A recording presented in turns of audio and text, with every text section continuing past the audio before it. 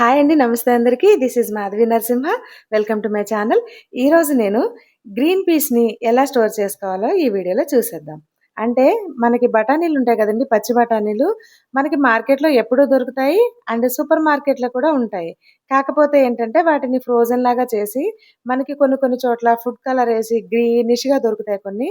అలా కాకుండా నేచురల్‌గా మన ఇంట్లోనే మనం తయారు చేసుకొని పెట్టుకోవచ్చనమాట. ఇవి యాక్చువల్‌గా ఏంటంటే శీతాకాలంలో సీజనల్‌గా ఎక్కువ దొరుకుతాయి. సమ్మర్‌లో ఆ టైంలో తక్కువగా దొరుకుతాయనమాట. అంటే ఇలా కాయల రూపంలో దొరుకుతాయి మనకి. మార్కెట్‌లో ఏంటంటే ఫ్రోజెన్‌లాగా చేసి మనకు అమ్ముతారు. అవి మనం తీసుకొచ్చుకుంటాం కదా! ఇట్లా వీటన్నిటిని తొక్కలు ఒలిచేసి, ఆ తొక్కలు మనం పడేయడమే. చిక్కుడుగాయలు అలా మనకి ఆ తొక్కలేమి యూజ్ అవ్వవు కర్రీకి. వాటిని పడేసి ఈ గింజలన్నీ మనం స్టోర్ చేసుకోవాలి. యాక్చువల్‌గా ఏంటంటే నేను తీసుకొచ్చి 2 డేస్ అవుతుందండి ఫ్రిడ్జ్‌లో పెట్టాను. నార్మల్ టెంపరేచర్‌లో ఆల్రెడీ కాయల్లా ఉండగానే ఇలా మొలకలొచ్చేసాయన్నమాట. అలా మొలకలు రాకుండా ఉండడానికి ఇలా సింపుల్ ప్రొసీజర్ ఒకటి నేను చెప్తాను. ఇవి 2-3 మంత్స్ వరకు ఏం కావండి నిల్వుంటాయి. 1 ఇయర్ నిల్వ చేసే పద్ధతి కూడా ఇంకొకటి కూడా చూపిస్తాను నేను. వీటన్నిటిని ఒలిచి ఇలాంటి స్టీల్ గిన్నెలో పెట్టి మనం ఫ్రిడ్జ్‌లో మినిమమ్ 4 అవర్స్ అలా పెడితే సరిపోతుందండి. నేను మార్నింగ్ 9:00 పెట్టాను. 3:00, 4:00 అలా తీశాను. తర్వాత చూసారా ఇవి ఎలా అయ్యాయో?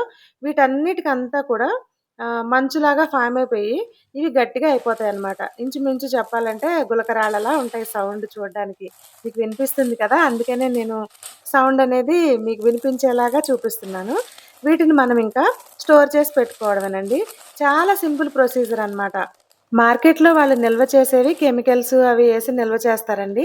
అలా కాకుండా మనమే ఇంట్లో ఇలా ప్రిజర్వ్ చేసి పెట్టుకున్నామనుకోండి, మనం ఎప్పుడు కావాలనుకుంటే అప్పుడు యూజ్ చేసుకోవచ్చు. ఫైబర్ కంటెంటు, విటమిన్స్, ప్రోటీన్స్ అన్నీ ఉంటాయి ఇందులో. మనం వీటిని కర్రీ రూపంలో గానీ, లేదంటే సూప్‌లో గానీ, ఎందులోనైనా సరే మనం వీటిని ఎప్పుడు కావాలంటే అప్పుడు యూజ్ చేసుకోవచ్చు. చూసారు కదా! గలగల ఎలా అంటున్నాయో. వీటన్నిటిని ఇప్పుడు మనం ఒక గాజు సీసాలో గానీ, ప్లాస్టిక్ డబ్బాలో గానీ స్టోర్ చేసి పెట్టుకోవడమేనండి. ఇంకా మనం ఎప్పుడు కావాలంటే అప్పుడు ఏ కూరలో వాడుకోవాలనా ఎలా అంటే, వీటిని మనం కొన్ని తీసుకొని, నీళ్లు తీసుకొని ఆ నీళ్ళలో వీటిని వేసేసామనుకోండి, ఇవి వెంటనే మనకి స్మూత్‌గా అయిపోతాయన్నమాట. నార్మల్‌గా మనం ఒలిచినప్పుడు ఎలా ఉన్నాయి, అలా అయిపోతాయి. గలగల ఉండవింకా. వెంటనే మనం దాన్ని అప్పటికప్పుడు కర్రీస్‌లో వేసేసుకోవడమే.